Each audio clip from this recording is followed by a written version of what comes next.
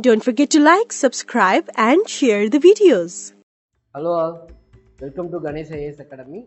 This is the special session of previous year question discussion in which we are going to discuss the economic questions. Okay, so it is purely about how to approach a prelims, okay, and how to deal with every statements and find the key within the question, okay, and also what are the strategies to eliminate the question, eliminate the statement and get to the answer. Okay, these are the things we will discuss. This will be useful for your upcoming exam. Okay, so let's begin the session. Okay, with reference to urban cooperative banks in India. First of all, what is cooperative bank or else what is cooperative society? Okay, that thing we are going to discuss, after which we will get into the question. Okay, so consider that the remote region. Okay, there is a remote area. Okay, there is no internet facility, there is no road facility. Okay, there is no connectivity in that region. Okay, consider any hilly terrain. Okay, the place in any Assam or Mizoram. Okay, so in such a area there may be limited possibility for the banking activities.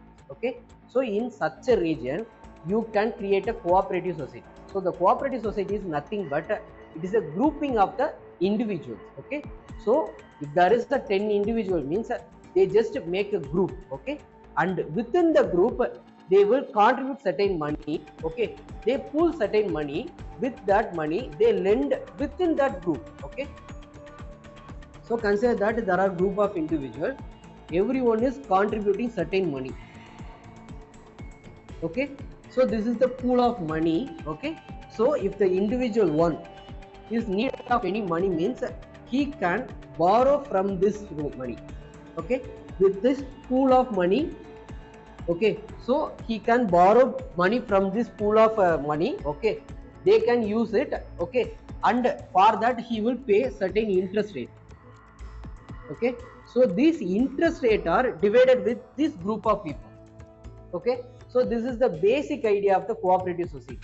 Okay, so if there is no possibility, okay, for any banking activities to penetrate means in such a region they create a cooperative society. Okay, so it is about creating a pool of money within the group. Okay, and they lend the money within the group and they will make certain profit from that.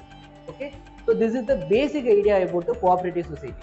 So this cooperative society evolved. Okay, after which it became as a cooperative society bank.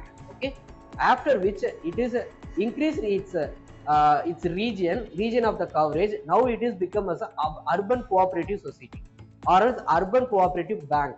Okay, so after it becoming as a bank, they have certain guidelines they need to follow. Okay, so what are the guidelines? Okay, who actually provide the license towards the cooperative society? All these things are we are going to discuss. Okay, so first thing is state government will have the certain law for the cooperative society. Okay, so they will pass certain cooperative society act.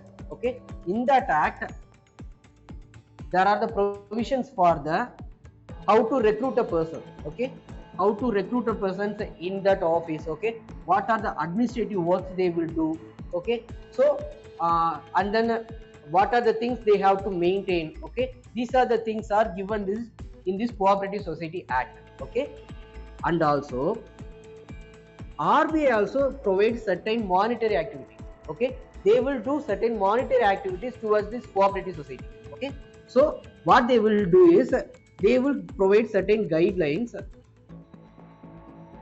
to the cooperative society for how to lend. Okay, how to maintain the ledgers. Okay, how to lend and how to maintain a ledger. Okay, what are the things you have to consider before you are going to lending activity. Okay, how to maintain the book of profit. Okay, all these things are done by the RBI. Okay, so what the RBI will do is they will do the licensing activities and they will do supervisory activities, and also they will provide certain guidelines towards the urban cooperative society. Okay, towards the cooperative society they will do. Okay, so these are the things done towards the cooperative society.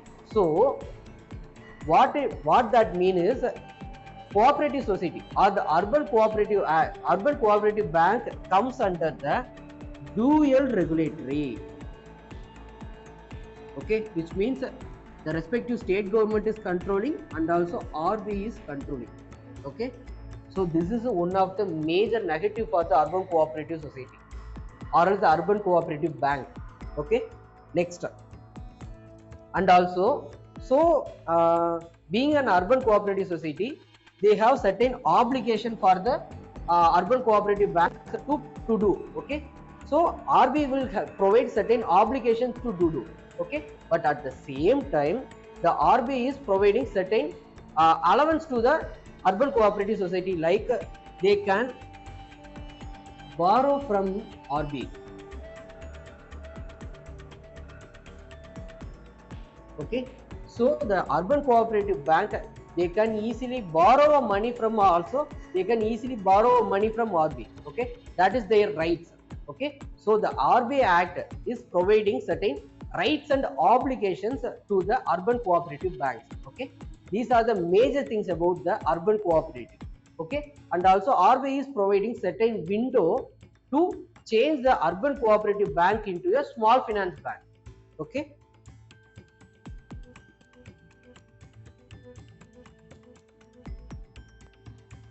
Okay, so there will be certain conditions, like they have the 100 crore as their deposit money, okay. So there are certain provisions they have to follow. By that, the urban cooperative bank can become as a small finance bank.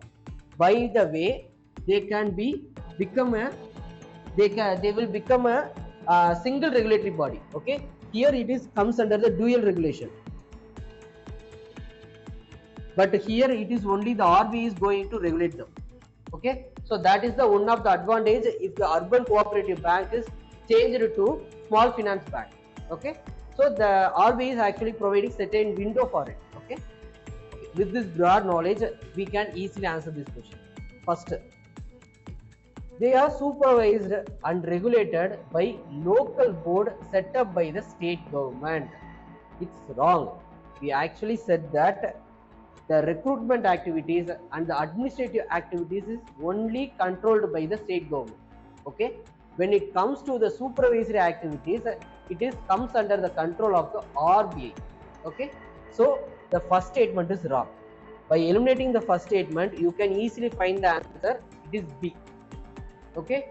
So even while I am doing this question, okay, even while I am solving this question at my 2021 prelims, I also don't know about they can issue the equity shares and preference shares, okay. I don't know, but by just eliminating the first statement, you can easily go for answer as B, okay.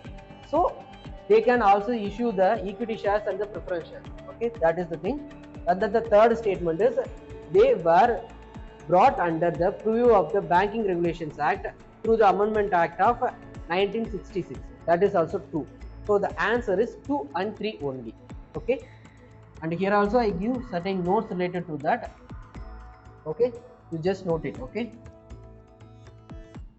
You just to pause it and note it, okay. Thank you.